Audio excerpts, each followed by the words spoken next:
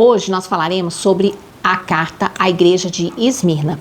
Essa carta, nós encontramos ela em Apocalipse 2, a partir do versículo 8, e diz assim: Ao anjo da igreja de Esmirna, escreva: Estas são as palavras daquele que é o primeiro e o último, que morreu e tornou a viver. Conheço as suas aflições e a sua pobreza, mas você é rico. Conheço a blasfêmia dos que se dizem judeus, mas não são, sendo antes sinagogas de Satanás. Não tenha medo do que você está prestes a sofrer. O diabo lançará alguns de vocês na prisão para prová-los, e vocês sofrerão perseguição durante 10 dias. Seja fiel até a morte, e eu lhe darei a coroa da vida. Aquele que tem ouvidos, ouça o que o Espírito diz às igrejas. O vencedor, de modo algum, sofrerá a segunda morte. Hoje, nós vamos falar então sobre Esmirna. Esmirna, ela era uma igreja perfeita. Ela não recebeu da parte do Senhor nenhuma crítica, nenhuma correção e nenhum julgamento. O nome Esmirna significa esmagada, e ele vem da mirra, que era uma planta que, quando esmagava, ela exalava um perfume muito bom, um perfume maravilhoso.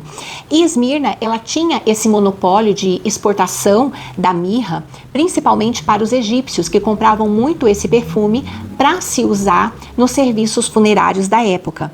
Então, Esmirna, ela concorria com Éfeso, que nós já vimos o vídeo sobre Éfeso. Ela concorria no sentido de ser uma cidade portuária. Então, ela também era uma cidade muito rica, onde havia muito comércio ali, e consequentemente ela tinha então muito o fluxo de muitas pessoas, muitas culturas, muitas pessoas diferentes vindo e voltando dali, né? E, consequentemente, um lugar onde várias culturas se misturavam, assim como em Éfeso, tá? Ela era conhecida uma das mais belas cidades da Ásia, especialmente por causa das suas flores. As suas flores eram belíssimas, né? Além da arquitetura, o clima de Esmirna também era um clima bem tropical. Então, ela era uma das cidades mais lindas da Ásia, conhecida como a coroa da Ásia, né? Esmirna, ela foi criada mais ou menos ali 1000 anos antes de Cristo, e por volta do ano 600 antes de Cristo, Esmirna foi completamente destruída pelos lídios. E essa cidade, ela foi mais tarde, por volta do ano 290, 300 antes de Cristo, ela foi reconstruída por um dos generais de Alexandre o Grande. E então ela passou a ser uma das cidades mais bonitas e mais ricas da Ásia Menor, conhecida então como a coroa da Ásia, tá? Por isso que quando Jesus usa o princípio da morte e ressurreição, que ele diz aqui no versículo 1, que ele diz assim: daquele que é o primeiro e o último, que morreu e tornou a viver, quando ele usa esse princípio de morte e ressurreição do versículo 8, essa igreja, ela sabe muito bem o que Jesus está falando, né? Porque ela mesmo se dizia que era uma cidade que estava morta e voltou a viver, devido a esses dois acontecimentos, né? A grande destruição por volta do ano 600 a.C. e depois a reconstrução em torno do ano 290. E a morte e a ressurreição, ela é a essência da obra de Cristo na nossa vida, né? Então Jesus usa a essência da obra dele para falar a um povo que sabia o que era morte e ressurreição. E essa ainda é a nossa esperança hoje, como cristãos, né? Em Romanos 8:18 diz assim: porque para mim, tenho por certo que o sofrimento do tempo presente não pode se comparar com a glória a ser revelada em nós. Então, aqui no versículo 9, aquele que anda no meio da igreja, ele diz que vê as tribulações pela qual aquela igreja passa, aquela igreja está passando, né? E as tribulações daquela igreja ali, elas eram muitas. Primeiro, aqui fala sobre a pobreza dos cristãos, né? Eles eram considerados, os cristãos de Esmirna, eles eram considerados uma subclasse. Assim como nas outras igrejas da Ásia, na época, os cristãos, eles eram considerados uma subclasse, um povo não digno, eles eram retirados de locais da sociedade, do comércio. Então, muitas coisas que aconteciam, muitas negociações no comércio, os cristãos não podiam participar. muitas vezes porque eles eram mal vistos pelas pessoas, pela população em geral, outras vezes porque eles mesmos não queriam participar de certas negociatas e festivais culturais que aconteciam justamente por causa da fé que eles professavam, né? Então, eles não eram aceitos nesses meios sociais, no meio onde se fazia o comércio, eles não tinham privilégios nenhum, tá? Dentro dessa sociedade. E como outros judeus, né? Outros judeus, eles tinham privilégios dentro dessa sociedade. Por quê? Porque esses judeus, eles declaravam que César era Senhor. E os cristãos diziam que Jesus era Senhor. Então havia ali uma divisão bem grande entre os cristãos e os outros judeus, tá? Porque os cristãos não aceitavam dizer que César era o Senhor. Os cristãos diziam que Jesus era o Senhor. Só que os demais judeus, eles declaravam que César era o Senhor daquela região e que Deus era o supremo Senhor sobre Israel. Então, o que eles faziam ali? Uma política de privilégios, né? Eles tinham, hoje, o que nós diríamos, um pé na igreja e outro pé no mundo. Eles agradavam a igreja, mas também queriam agradar César, queria agradar o presidente, digamos assim, da época, né? Então, eles tentavam, ao mesmo tempo, agradar Deus e ao diabo, infelizmente, né? Mas Jesus, ele não vê da forma como o mundo vê, como as pessoas vê. E ele declara que aos olhos do mundo, essa igreja, ela pode ser pobre, mas não aos olhos dele, né? Então ele diz que, ele diz assim, ó, no versículo 9, conheço as suas aflições e a sua pobreza, mas você é rico. Então, aos olhos do mundo, aquela igreja era uma igreja pobre, mas aos olhos de Deus, o que ele está dizendo ali? Que eles não eram pobres, eles eram ricos, porque o tesouro deles não estava pautado naquilo que o homem vê, não está pautado naquilo que está na terra, mas o tesouro deles está no céu, está sendo acumulado no céu. E isso deveria ser o que era suficiente para aquele povo. E isso deveria ser o suficiente para eles, né? Assim como Paulo dizia, a tua graça me basta. Então eles deveriam entender isso também, né? A segunda tribulação que os crentes de Esmirna sofriam era com a maledicência, tá? Esses mesmos judeus que declaravam que César era o senhor, digamos, da política, e Deus era o Senhor Supremo, esses mesmos judeus, eles andavam espalhando mentiras a respeito dos cristãos, né? Como eles não entendiam a ceia do Senhor, aqui,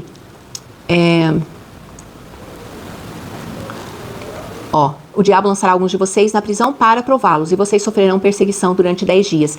Então, os judeus e as pessoas de fora, eles não entendiam a ceia do Senhor, eles acusavam os cristãos de canibalismo, porque eles comiam o corpo e bebiam o sangue de Cristo, né? Entre outras tantas falsas acusações que eles faziam até de imoralidade. Então, essas acusações faziam com que os cristãos fossem muito marginalizados ali dentro de Esmirna. No versículo 10, nós vamos ter então a terceira tribulação, que seria o martírio dos cristãos, né? O versículo 10 diz assim, que vocês sofrerão perseguição durante 10 dias, seja fiel até a morte e eu lhes darei a coroa da vida. Policarpo, ele era o pastor da igreja de Esmirna, e ele foi um mártir cristão, ele foi a primeira pessoa que leu, no caso, essa carta que João envia que Jesus, né, manda João escrever e envia para essa igreja, foi Policarpo.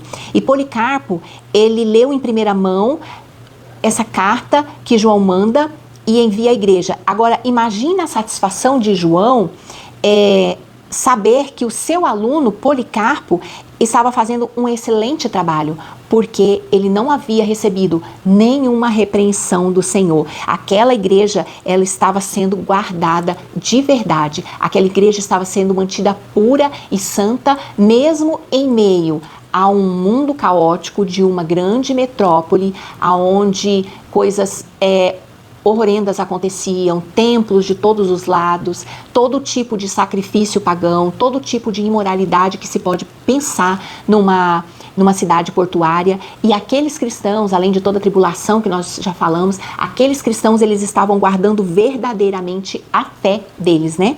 E Policarpo, ele foi coagido, sob pena de morte, a negar a Jesus. E ele respondeu assim, ó: por 86 anos eu servi a este Jesus, e ele nunca fez mal algum para mim. Como eu poderia negá-lo? Então, mesmo diante da morte, ele não negou a Jesus. E então ele foi levado para ser queimado vivo. E a história conta que o vento batia e as labaredas de fogo, elas iam de um lado para o outro e elas não queimavam ele, né?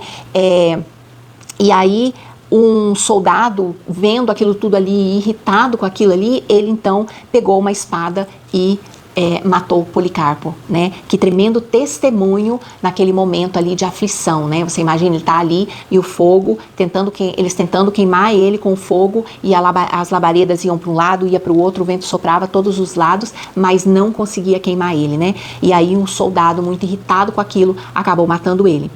Então, a promessa de Jesus a essa igreja é: ser fiel até a morte, e eu lhe darei a coroa da vida. Olha que coisa mais linda. Por que Jesus diz que ele dará a coroa da vida? Ali em Esmirna, é interessante assim, que a gente tem que olhar, eu já falei isso lá no início, no primeiro vídeo, no segundo também, né?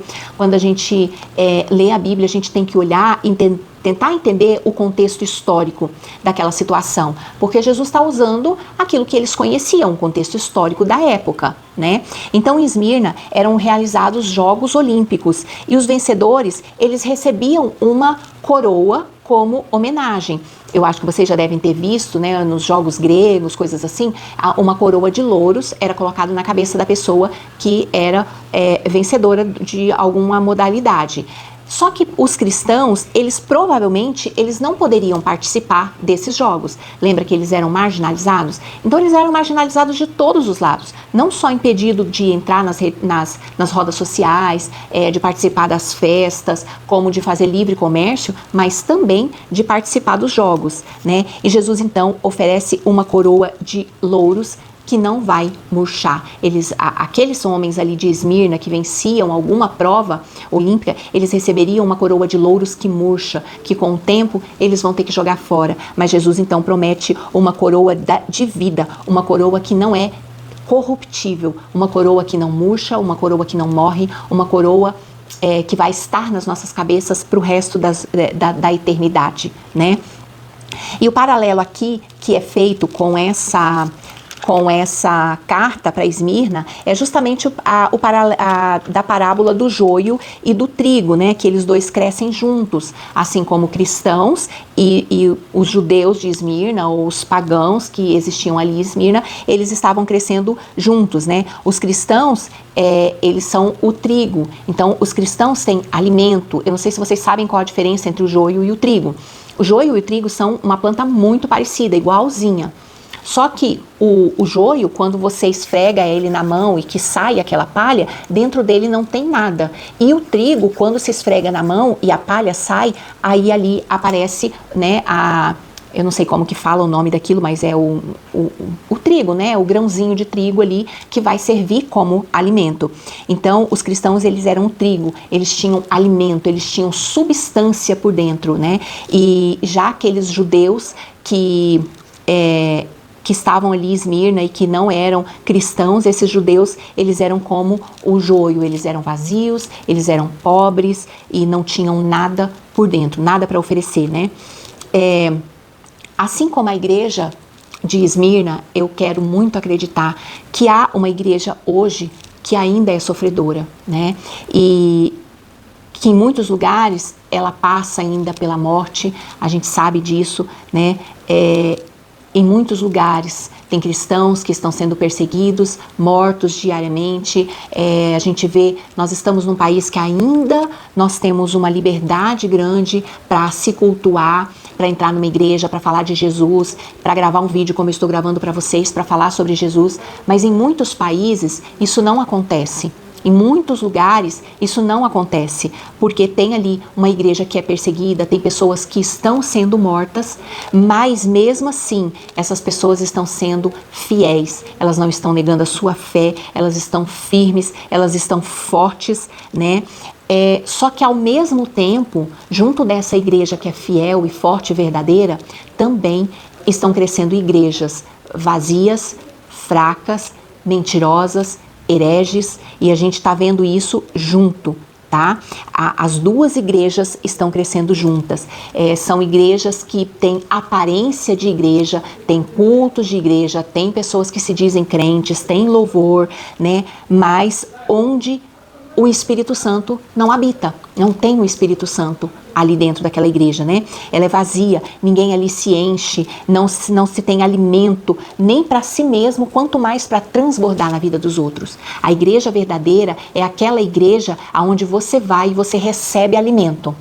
Então você tem que se alimentar e tem que se encher, mas a sua obrigação como cristão é sair dali cheio e transbordar na vida de outros. Não é obrigação do pastor levar o evangelho lá fora da igreja. O pastor, ele está ali para cuidar daquela igreja, mas todos nós fomos chamados para ser discípulos de Jesus. Nós somos chamados para ir para a igreja, para nos alimentarmos, para estudarmos, para compreendermos a palavra de Deus, mas nós fomos convidados para sair daquela igreja e transbordar na vida de outros e levar para a vida de outros. Só que, infelizmente, tem muitas igrejas vazias, onde o Espírito Santo não se move, o Espírito Santo não tem liberdade, onde não se acredita nos dons, onde não se acreditam em milagres, em profecias, e a pessoa vai para a igreja e ela sai dali tão vazia quanto ela entrou. E aí ela não é capaz de falar do evangelho, ela não é capaz de pregar para outras pessoas, ela acha que quem tem que pregar é o pastor, ela acha que quem tem que fazer, dar um curso de batismo ou batizar só pode ser o pastor, ela acha que só o pastor pode dar a Santa Ceia para uma outra pessoa, ela não entende que ela também foi chamada para fazer isso. Por quê? Porque ela está vazia, ela não recebeu alimento, então ela não tem como alimentar outras pessoas. E infelizmente isso acontece demais.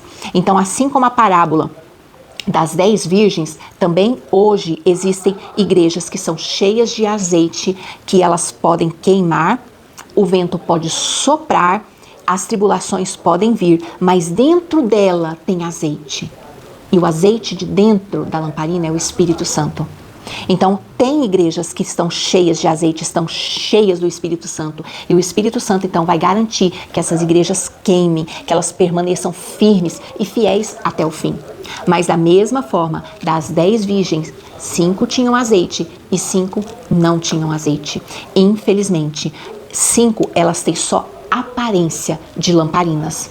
Elas têm pavio, elas têm formato de lamparinas, mas elas estão secas, elas não têm azeite, elas não têm o Espírito Santo, que é o que faz as lamparinas ficarem queimando o tempo inteiro. E o Espírito Santo, então, não opera nelas, né? E isso é o que nós vemos hoje nas igrejas, né? É o que nós vemos hoje nas igrejas. Aqueles que carregam o avivamento, eles são perseguidos pelos religiosos. Nós vemos isso hoje em dia. Aquelas igrejas que não têm azeite, que não têm Espírito Santo, que não queimam, elas perseguem aqueles que têm o Espírito Santo, que queimam e que têm azeite para suficiente para esperar o noivo chegar e permanecer firmes e fiéis ali, né? Então, elas entram numa zona de conforto e elas não querem pagar o preço da renúncia, porque para você ter azeite, você precisa pagar o preço da renúncia. Você precisa renunciar às coisas do mundo, você precisa renunciar às suas vontades, você precisa renunciar aos seus desejos e porque você foi chamado para ser santo. Nós somos chamados para ser separados para Deus. Nós não fomos chamados para ser iguais ao mundo. Nós fomos chamados para ser separados para Deus, né? Então, essas igrejas, eu falo igrejas, né, no sentido de que nós somos igrejas, então cada pessoa, porque nós temos tanto joio quanto trigo numa mesma denominação, nós não estamos falando de denominações, tá? Nós estamos falando de igrejas, pessoas que são igrejas de Cristo, e que são trigo, e pessoas que são joio, mas estão dentro de uma denominação. Então essas igrejas, essas pessoas, elas querem as benesses da vida de Cristo, do sofrimento de Cristo na cruz. Elas querem tudo que elas podem ter. Elas querem cura, elas querem dinheiro, elas querem prosperidade, elas querem bênçãos, mas elas não querem participar do sofrimento de Cristo, né? E Cristo é muito claro quando ele diz assim: tome a sua cruz e siga-me. Tá? Então não é um mar de rosas seguir ao Senhor, muito pelo contrário, é negar a si mesmo, é negar as paixões do mundo, é negar aquilo que eu sinto, é negar aquilo que eu desejo, porque o mundo diz que você pode ser o que você sente, o que você deseja ser, mas Cristo diz que não é bem assim. Tá? Então, os que estão com a lamparina na porta esperando o cordeiro, mas eles não têm o óleo suficiente para entrar quando o cordeiro chegar. Né? E essa é a mensagem aqui da igreja de Esmirna. No versículo 11 diz assim: aquele que tem ouvidos ouça o que o Espírito diz às igrejas, o vencedor de modo algum sofrerá a segunda morte. Então aqueles que são guiados pelo Espírito Santo, eles têm aquela lanterna que vai iluminar a vida deles e vai conduzi-los à vida eterna, né? Então eu quero que você se examine, né? E que você seja um desses que não se importam em se abster de todos os prazeres humanos, de todos os prazeres que o mundo oferece, de tudo aquilo que o mundo diz que você pode ter ou pode gozar aqui na terra, mas que você possa abrir mão de tudo isso para você gozar das bodas do Cordeiro, a grande festa que o Senhor está preparando para aqueles que têm azeite, que têm Espírito Santo, que vão poder entrar quando Ele chamar, tá? Que as tribulações dessa vida, que as perseguições, né? E que mesmo em face da morte, nada seja suficiente para tirar você do propósito de se manter firme e fiel. Uma das minhas orações é sempre essa. Eu peço a Deus, eu falo: Senhor, me ajuda a permanecer firme até o fim, Senhor, porque por mim mesmo talvez eu não conseguiria, mas se o Senhor estiver comigo, Pai, eu quero ser como Estevão, que em face da morte, aquelas pedradas grandes atingindo o seu corpo, toda a dor que Estevão sofria, e ele olhava para o céu e ele sorria, ao invés de chorar, de praguejar pelos seus ofensores. Estevão olhou para o céu e sorriu, porque ele viu Cristo esperando por ele. Então, que nós possamos perseverar até o fim. Essa é a minha oração, sempre diante de Deus. Eu sempre peço a Ele que o Senhor me ajude a perseverar firme até o fim, jamais negar a minha fé. O Renato e eu, a gente sempre ensinou os meninos, né? Que talvez chegaria um dia em que eles seriam confrontados por alguém que pediria para eles: olha, ou vocês negam a fé em Jesus, ou eu vou matar os seus pais. E a gente sempre disse para eles que vocês escolham matar os seus pais. Por quê? Porque eles vão causar um sofrimento breve de poucos segundos às nossas vidas, mas o que nos espera depois é muito maior. Então pode ser que nós cheguemos no dia em que nós seremos confrontados, ou negar a nossa fé, ou morrer. Que nós possamos escolher morrer pela nossa fé. É isso que o Senhor espera de nós, né? Então que o Senhor venha nos achar irrepreensíveis, que o Senhor venha nos achar perfeitos, participando do seu sofrimento, assim como Ele achou Esmirna. Que quando o Senhor olhar para cada um de nós, como igreja que somos, o Senhor possa olhar e não ter nada para nos acusar, não ter nada para colocar diante de nós e falar assim: ó, você falhou aqui e ali. Esse é o meu desejo, eu quero ser essa igreja para o Senhor. E nós temos que todos os dias nos confrontarmos, nos buscarmos, pedirmos a Deus que Ele sonde o nosso coração. Aonde há um caminho mau, Senhor, me mostra onde há um caminho mau, para que eu possa voltar atrás, para que eu possa me arrepender, para que eu possa buscar ao Senhor e eu possa viver de forma santa e agradável ao Senhor.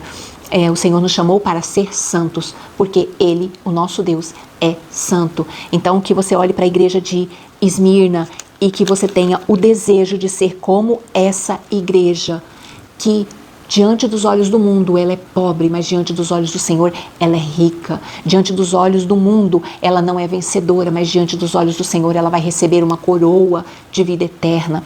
Que diante do mundo, essa igreja, você pode ser Você pode sofrer tribulações, perseguições, mas na certeza de que o Senhor sempre estará com você. Então, eu creio que nós vivemos num tempo em que essas duas realidades, elas vivem juntas, o joio e o trigo. Isso é o que a palavra de Deus diz. E hoje, a mensagem de Esmirna é para a nossa igreja hoje, porque nós vivemos num mundo onde muitos prazeres, tribulações, e por mais que o Brasil seja um país livre e um país onde eu tenho certas liberdades, mas mesmo assim tem lugares que, se você falar da palavra de Deus, você vai ser mal visto, você vai ser cancelado, você vai sofrer perseguições, e que a gente não abra mão de nada disso. Que a gente não abra mão da fidelidade, de servir a Jesus, de confessar o nome de Jesus, pelo prazer de receber uma curtida, pelo prazer de ser colocado em ciclos sociais, pelo prazer que o mundo oferece de dinheiro, de fama, de festas, de coisas que um dia vão ficar por aqui. Porque o nosso prazer tem que ser a vida eterna. Amém? Não deixa de curtir esse vídeo, compartilha com pessoas que você conhece, que essa mensagem possa chegar mais e mais longe. Eu tenho as minhas redes sociais, o YouTube, Instagram, Facebook, TikTok. Então vai lá no meu @Sueli Mentora, curte, compartilha, comenta, interaja conosco. Aqui no YouTube eu tenho sempre postar mais mensagens maiores sobre a palavra de Deus, né? Mesclado com a questão da mentoria do lar, mas nas redes sociais a gente tem vídeos mais curtos que também envolvem o ensino bíblico, mas nós falamos sobre casa, falamos sobre família, sobre a mulher, sobre o lar, mesa posta, etiqueta, cozinha, decoração, tudo que envolve o lar, a família que Deus criou, e o propósito que ele entregou para a mulher, nós falamos nas redes sociais. Então, que você possa compartilhar esse vídeo, curtir esse vídeo, fazer ele chegar mais longe, e vá lá também e curta a nossa página no Instagram, no Facebook, no TikTok. No TikTok tem toda terça-feira, tem live, onde a gente cozinha ali ao vivo, tem sempre uma receita diferente, algo novo que a gente cozinha ao vivo, cozinha junto ali, pra gente interagir. Um beijo, fiquem com Deus.